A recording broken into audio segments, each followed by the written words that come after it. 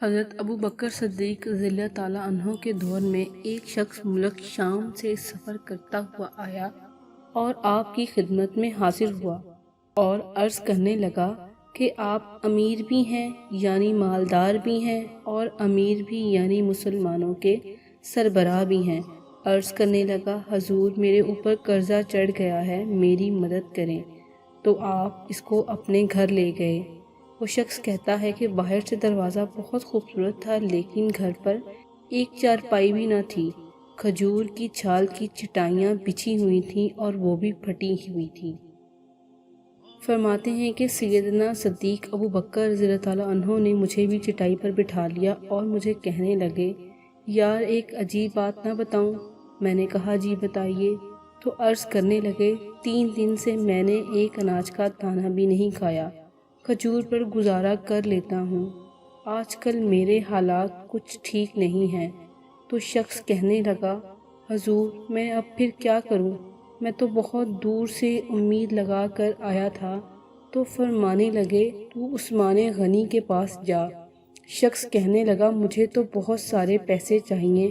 تو آپ نے فرمایا تیری سوچ وہاں ختم ہوتی ہے جہاں سے عثمان کی سخاوت شروع ہوتی ہے۔ تو جو سوچتا ہے اتنے ملیں گے تیری سوچ ختم ہوتی ہے، وہیں سے عثمان کی سخاوت شروع ہوتی ہے۔ تو جا ان کے پاس۔ کہنے لگا آپ کیا نام لوں؟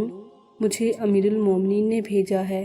تو فرمانے لگے اس کی ضرورت ہی نہیں پڑے گی، صرف اتنا بتانا کہ میں مقروض ہوں اور رسول صلی اللہ علیہ وسلم کا نوکر ہوں۔ وہ شخص کہنے لگا کہ وہ دلیل حوالہ مانگیں گے؟ فرمایا عثمان سخاوت کرتے وقت دلیل یا حوالہ نہیں مانگتے، عثمان اللہ کی راہ میں دیتے ہوئے تفریشیں نہیں کرتا اور سخاوت کرتے وقت ٹٹولنا عثمان کی عادت نہیں۔ وہ شخص کہتا ہے میں چلا گیا، پوچھتے پوچھتے دروازے پر دستک دی، حضرت عثمان غنی رضی اللہ تعالیٰ عنہ کے اندر سے بولنے کی آواز آ رہی تھی، اپنے بچوں کو ڈانٹ رہے تھے کہ یار تم لوگ دودھ کے اندر شہد ملا کر پیتے ہو، خرچہ تھوڑا کم کرو، اتنا خرچہ بڑھا دیا ہے، دودھ میٹھا شہد بھی میٹھا، ایک چیز استعمال کر لو، تم کوئی بیمار تھوڑی ہو۔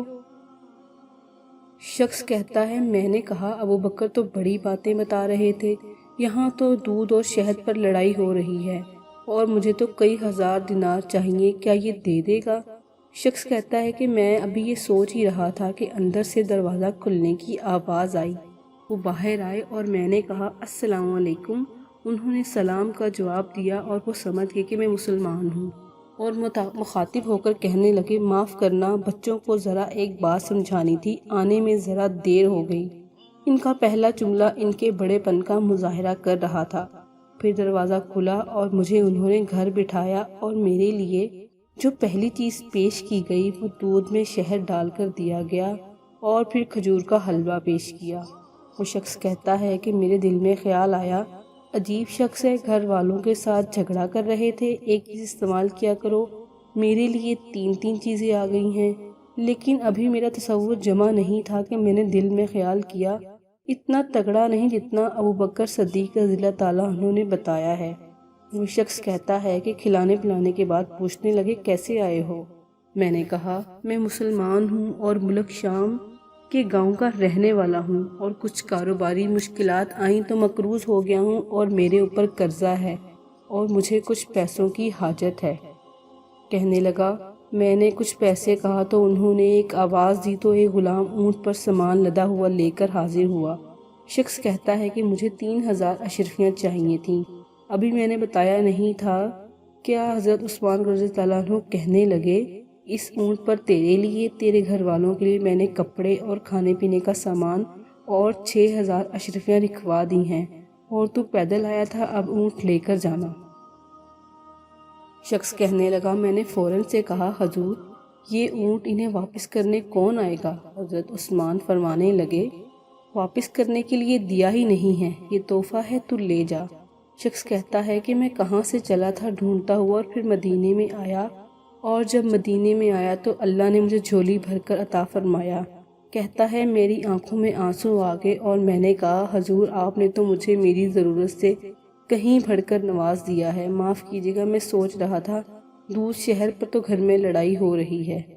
تو حضرت عثمان رضی اللہ تعالیٰ عنہ نے کہا، اللہ نے جو پیسے عثمان کو دیے ہیں وہ اس لیے نہیں دیے کہ عثمان کی اولادیں عیش مستی کرتی پھریں، میرے مالک نے مجھے نوازا ہے تاکہ میں محمد عربی صلی اللہ علیہ وسلم کی نوکروں کی نوکری کروں۔ شخص کہتا ہے میں دروازے تک گیا تو میں نے کہا شکریہ۔ کہتا ہے ابھی میں نے بتایا نہیں تھا کہ مجھے ابو بکر صدیق رضی اللہ تعالیٰ عنہ نے بھیجا ہے، تو آپ فرمانے لگے کہ شکریہ ابو بکر صدیق رضی اللہ تعالیٰ عنہ کو ادا کرنا جس نے تجھے یہ راستہ دکھایا۔ شخص کہتا ہے کہ میں نے کہا حضور آپ کو تو میں نے بتایا ہی نہیں کہ مجھے آپ رضی اللہ تعالیٰ عنہ مسکرا کر فرمانے لگے چھوڑو آپ کا کام ہو گیا، اس تفصیلات میں نہ پڑو۔